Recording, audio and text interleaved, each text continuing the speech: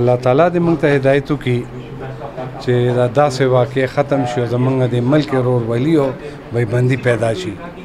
موږ هم دې ته لګیا یو چې خپله وینه تویو، بهرنۍ وینه نه تویو. تاسو څه وایئ د کرنل شجاع خانزاده په حواله باندې هغه څومره بولډ سړی و، خاص کر د هوم منسټر په حیثیت باندې هغه ډېر اے پی ایس د پیښې نه پس چې کوم نیشنل ایکشن پلان جوړ شو هغې باندې هغه ډېر بولډ هغه کو عمل بس چې څه به پړو هغه سیاسي اونه هغسې چې هغه خپل بیان دې بدلی چې څه اړه کې دي هغه بل شانتې و، په خولې باندې بل شانتې خو بس چې څه اړه کې و هغه به ووایې او زما په خیال د دغې په وجه ورته نقصان مو رسېده. دې بحران نه به څنګه ځان خلاصوو؟ دې بحران نه خو زما خپل دا خیال دی چې موږ